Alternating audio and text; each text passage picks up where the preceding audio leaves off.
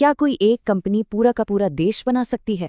सोचिए, ये उस वक्त की बात है जब भारत पर अंग्रेजों का राज था और हम भारतीयों को सिर्फ व्यापारी की नज़र से देखा जाता था, क्रिएटर की नज़र से नहीं। तो ये कहानी सिर्फ एक कंपनी की नहीं है, ये कहानी है मॉडर्न इंडिया के बनने की। और ये सब शुरू हुआ एक जबरदस्त सोच के साथ कि इंडिया सिर्फ फॉलो नहीं करेगा बल्कि लीड करेगा।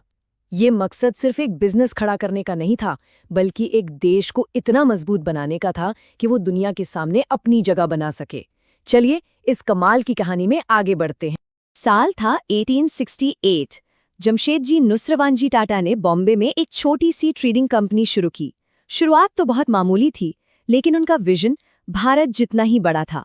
एक आत्मनिर्भर सेल्फ रिलायंट इंडिया का सपना। जमशेद जी ने सिर्फ एक बिजनेस नहीं देखा, उन्होंने एक देश की नींव के 4 मजबूत स्तंभों का सपना देखा। एक स्टील प्लांट जो देश की ताकत बनेगा, बिजली जो इसकी इंडस्ट्रीज को चलाएगी, वर्ल्ड क्लास एजुकेशन जो लोगों के दिमाग को रोशन करेगी, और एक ऐसा आलीशान होटल जो हर भारतीय को गर्व महसूस कराएगा। उस जमाने में ये सपने किसी को भी पागलपन लगते, लेकिन जमशेद जी वो भविष्य देख पा रहे थे जो कोई और नहीं देख सकता था। तो टाटा के जो पहले बड़े प्रोजेक्ट्स थे वो सिर्फ बिजनेस नहीं थे, वो तो उस कॉलोनियल सिस्टम के मुंह पर एक करारा जवाब थे, ये साबित करने के लिए कि हम भारतीय भी दुनिया में सबसे बेहतरीन चीजें बना सकते हैं। जरा सोचिए, अपने ही देश में किसी को एक होटल में घुसने से मना कर दिया जाए। जमशेद जी टाटा ने इस अपमान को एक आग में बदल दिया। उन्होंने सिर्फ एक होटल नहीं बनाया, बल्कि एक ऐसा महल खड़ा कर दिया जो किसी भी ब्रिटिश होटल से कहीं ज्यादा शानदार था। 1903 में जब ताजमहल पैलेस होटल खुला तो वो सिर्फ एक इमारत नहीं थी, वो बिजली, मॉडर्न लिफ्ट्स और अटूट भारतीय गौरव के साथ एक दहाड़ थी।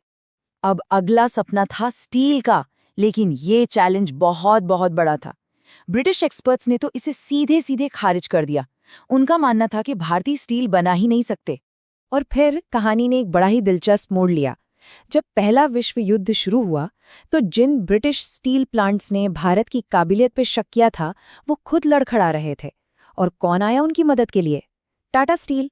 जो कंपनी नहीं बन सकती थी वो अब ब्रिटिश एम्पायर की लाइफलाइन बन गई। ये सिर्फ स्टील नहीं था, ये एक पावरफुल जवाब था। लेकिन टाटा के लिए देश बनाने का मतलब सिर्फ फैक्ट्रियां खड़ी करना नहीं था, इसका मतलब था लोगों की जिंदगी बेहतर बनाना। सोचिए, उस वक्त जब दुनिया में वर्कर राइट्स की कोई बात ही नहीं करता था, तब टाटा भारत में 8 घंटे का वर्किंग डे, पेड लीव और पेंशन जैसी सुविधाएं दे रहा था। ये तो पश्चिमी देशों में कानून बनने से भी दशकों पहले की बात है। फिर आया साल 1947। देश आजाद हुआ। जब नए भारत को अपने पैरों पर खड़ा होना था, तब टाटा ग्रुप ने उस इंडस्ट्रियल ढांचे को बनाने की जिम्मेदारी उठाई जिसकी देश को सख्त जरूरत थी। आजाद भारत की उस सुबह में टाटा मोटर्स, टाटा पावर और टाटा केमिकल्स जैसी कंपनियां देश की अर्थव्यवस्था की रीढ़ की हड्डी बन गईं। उन्होंने सरकार के साथ मिलकर काम किया, लेकिन एक चीज पर हमेशा टिके रहे, एथिक्स से कोई समझौता नहीं। फिर आता है 1991 का दौर, एक नए युग की शुरुआत। रतन टाटा की लीडरशिप में ग्रुप ने ग्लोबल कंपटीशन के लिए खुद को तैयार करने का चैलेंज लिया। ये वक्त था भारत के ग्लोबल स्टेज पर छा जाने का। रतन टाटा की लीडरशिप में टाटा ने अब डिफेंसिव खेलना बंद कर दिया और अटैकिंग मोड में आ गए। पहला कदम, चाय। उन्होंने ब्रिटेन के मशहूर ब्रांड टेटली को खरीद लिया।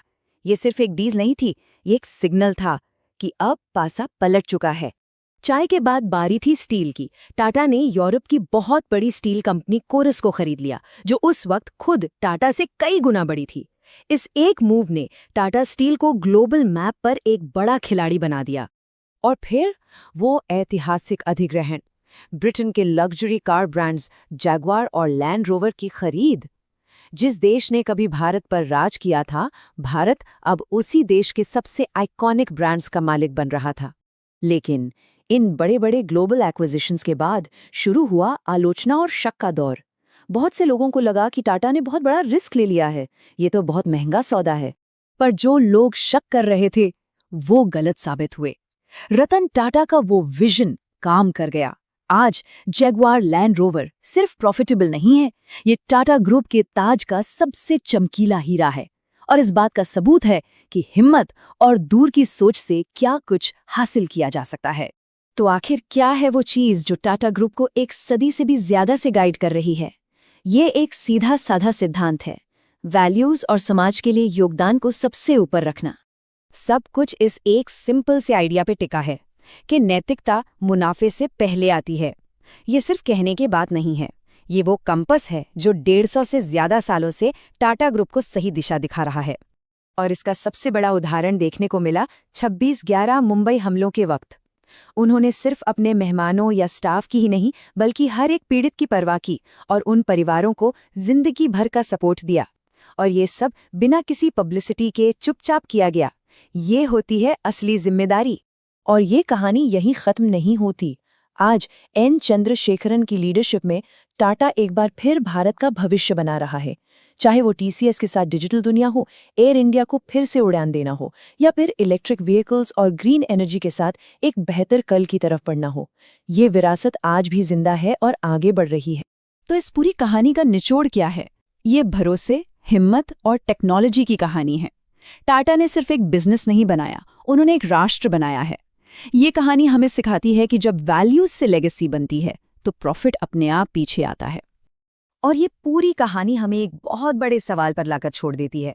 किसी भी कंपनी की असली कीमत क्या होती है? क्या वो सिर्फ उसकी बैलेंस शीट में होती है या फिर समाज पर उसकी